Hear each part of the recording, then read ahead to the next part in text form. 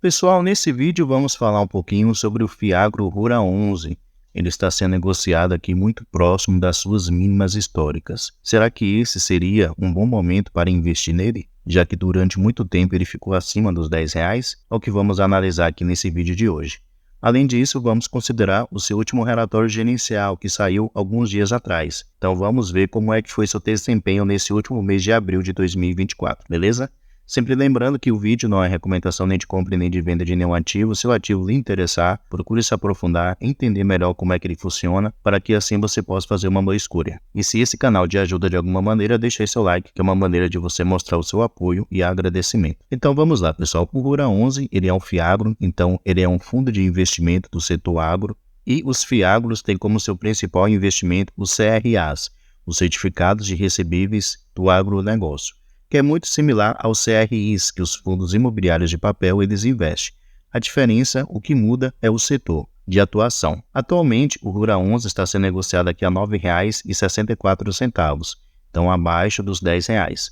Somente no dia de hoje, ele está caindo aqui 0,82%. Seu dividend yield, que é a sua rentabilidade acumulada dos últimos 12 meses, está de 14,57% e no acumulado também em rendimentos ele pagou R$ 1,41. Então, se há 12 meses atrás você tivesse comprado uma cota desse Fiagro, em rendimentos durante esses últimos 12 meses, você teria recebido esse valor. Além disso, nos últimos 12 meses, ele está com uma desvalorização aqui de 6,40%. E aqui pelo gráfico a gente pode ver, como ele realmente está sendo negociado nas suas mínimas históricas. Aqui no último dia 10/5, ele chegou a bater aqui R$ 9,57, deu uma leve recuperada, porém continua aqui num preço bastante interessante. Continuando aqui, pessoal, a gente pode ver o seguinte, que seu valor patrimonial por cota, no caso, o que poderíamos considerar como seu preço justo, é os R$ 10,02. Porém, como vimos aqui em cima, está sendo negociado a R$ 9,64. Então, seu preço atual está abaixo do que seria o seu preço justo. E seu P sobre VP está de 0,97. Isso quer dizer que o Rura 11 ele está com desconto aí de 3% para o que seria o seu preço justo. Como eu havia mencionado no início, durante muito tempo ele ficou acima dos R$10, que no caso seria o seu preço justo. Então, durante algum tempo ele ficou com ágio, no caso custando mais caro. E agora, de uns tempos para cá, que seu preço caiu e ele está sendo negociado com desconto, apresentando assim boas oportunidades de investimento. Atualmente ele tem um patrimônio aqui de 1,6 bilhão de reais, então é um dos maiores Fiagros que atualmente existe. Tem em caixa aqui 118 milhões disponíveis para futuros investimentos e conta com um pouco mais de 67 mil cotistas. Além disso, tem uma liquidez média diária próxima aqui dos 2 milhões. Então você não vai ter dificuldades na hora de comprar e vender cotas desse Fiagro. Além disso, seu último rendimento pago foi aqui de 12 centavos por cada cota,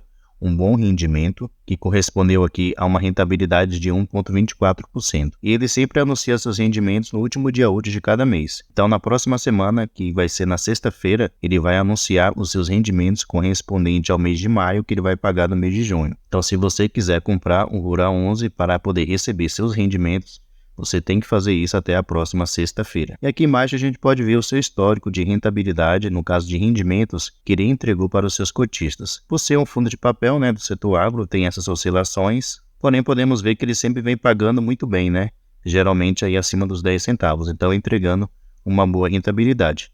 Nesse último mês de abril, diferente de outros Fiagros que vem diminuindo seus rendimentos, ele conseguiu aumentar um pouquinho, então muito interessante. E lá na frente, lá no relatório gerencial, tem um motivo que explica por qual motivo, em alguns períodos, ele vai conseguir pagar um rendimento maior para os seus cotistas. Vamos aqui agora, pessoal, no seu último relatório gerencial, conhecer um pouquinho melhor sobre esse Fiagro. Então, primeiramente, podemos ver que ele tem um objetivo de rentabilidade, ele busca, a longo prazo, ter uma rentabilidade aqui de CDI mais 3 até 3,5%, que é uma boa rentabilidade, através de um portfólio diversificado de crédito privado do agronegócio. Aqui ele menciona de que maneira que ele investe atualmente em CRAs, LCAs e outros tipos de investimento do setor agro. Porém, seu principal investimento está voltado aqui para os CRAs. Aqui podemos ver com respeito ao seu demonstrativo de resultados.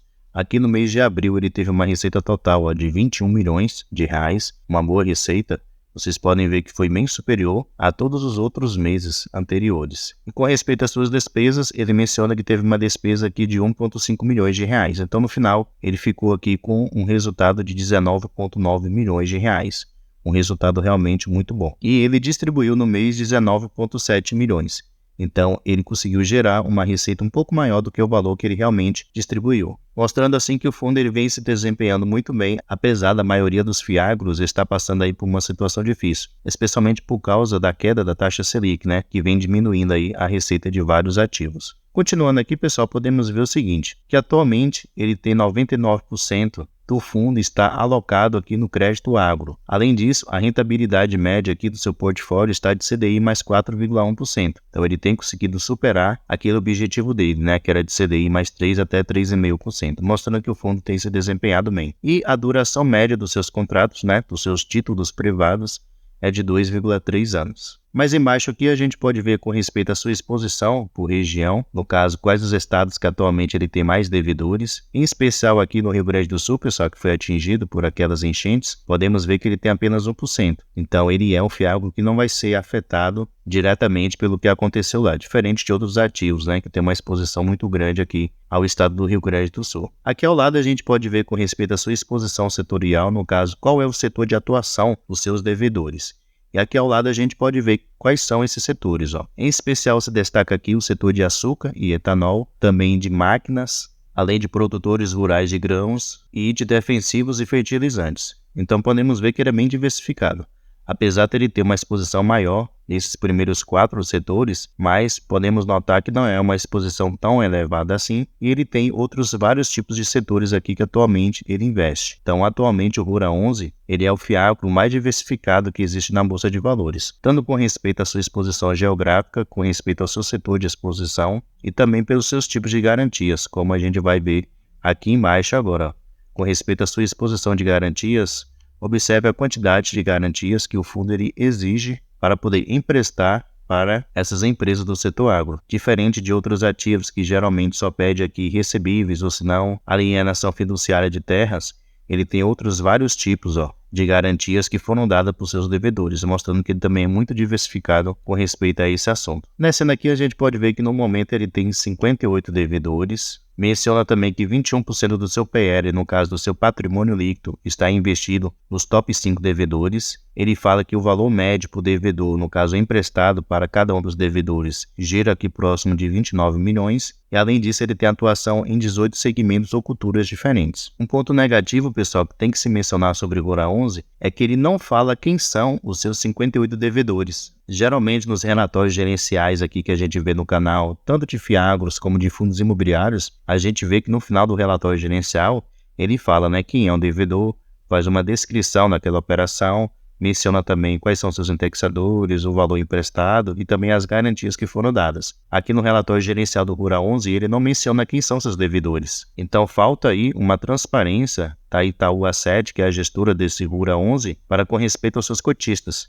Ele tinha que mencionar quem são seus devedores, até para a gente ter ciência se algum daqueles devedores está passando por uma situação financeira difícil, e assim a gente ficar ligado em cada uma das operações. Infelizmente ele não menciona sobre isso. Aqui no comentário do gestor ele menciona o seguinte, que neste mês, no caso do mês de abril, fizemos uma alocação em nova operação com uma cooperativa agrícola que já possuímos na carteira e que atua principalmente com amendoim e cana no estado de São Paulo. Por se tratar de um devedor que vem performando bem, e como a operação anterior está se aproximando do vencimento, aprovamos esse cheque adicional na nova operação. Então, novamente, ele não menciona quem é esse devedor. Ele menciona aqui também que segue acompanhando todos os devedores e que a exposição a cada um desses CRAs está saudável. Então, esse é um ponto positivo. Porém, outro ponto aqui que devemos prestar atenção, ele menciona aqui que neste mês tivemos uma novidade sobre o caso do produtor rural de grãos que faz parte de um grupo econômico que entrou em recuperação judicial no final do ano passado, sendo esse o único caso de torrura que envolve alguma disputa judicial. Como já havíamos comentado nos relatórios gerenciais passados, nossa operação não é sujeita a essa recuperação judicial e contamos com uma boa garantia e alienação fiduciária de terras. Neste mês, esse devedor pagou 100% da parcela de juros e principal devida, e com isso, a exposição que temos hoje no seu nome passou a ser de apenas 1% do PL do fundo. Então, novamente, ele não menciona quem é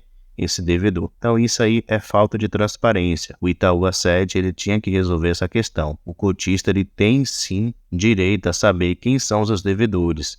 Ele tem direito a saber onde é que seu dinheiro está sendo investido, em quais devedores seu dinheiro está sendo investido. Infelizmente, a gestora tem que melhorar nesse sentido. E por último aqui, pessoal, ele menciona todos os ativos que atualmente ele tem, né? Então ele vai falar qual é o setor de atuação do seu devedor, mas como já falei, ele não fala quem é esse devedor. Fala também sobre a região de atuação, as garantias que foram dadas por esse devedor, o tipo de investimento, né, na sua grande maioria aqui são CRAs, como eu mencionei, e também o pagamento de juros, se é mensal, se é semestral ou se é trimestral. Mostra também seu indexador, a maioria deles aqui indexados ao índice CDI, e também mostra a taxa fixa de juros. Então podemos notar que ele é bem diversificado, né? Ele tem uma quantidade realmente muito grande de CRAs. Só tem um ativo que ele tem uma exposição maior aqui do que 5% do seu PL, que é justamente nesse primeiro, porém é uma taxa considerada muito segura, mas de qualquer jeito não é o ideal, né? Ele tem uma porcentagem superior a 5%. E pelo fato de alguns ativos pagar aqui de maneira semestral e também trimestral, é que durante alguns meses do ano ele vai ter um pagamento maior. Por isso que sua receita nesse último mês de abril foi maior do que nos meses anteriores. Provavelmente ele deve ter recebido aí algum pagamento trimestral ou semestral, consequentemente conseguiu ter uma receita maior, por esse motivo pagou também um rendimento maior para os seus cotistas. Então por esse motivo que algumas vezes no ano ele vai conseguir entregar uma rentabilidade muito legal. E por último, pessoal, podemos ver aqui algumas características operacionais do Fiagro Rural 11. Então podemos notar que atualmente sua gestão é feita aqui pela Itaú Asset. Ele cobra aqui uma taxa de administração de 1% ao ano, cobra também uma taxa de performance de 20% sobre aqui CDI, mais 1%. O fundo teve início lá no mês 2 de 2022, então já faz um pouco mais de 2 anos de existência. Patrimônio atual 1,6 bilhão de reais, valor da primeira cota R$10. Pagamento de rendimento sempre no quinto dia útil de cada mês. Então ele anuncia no último dia útil de cada mês e no mês subsequente, no quinto dia útil do mês subsequente, ele realiza o pagamento. Então, pessoal, deixa aí nos comentários a sua opinião no Rural 11. Agora seria um bom momento para investir nele? Deixa aí o que é que você acha. Pessoal, muito obrigado pela sua atenção e até a próxima.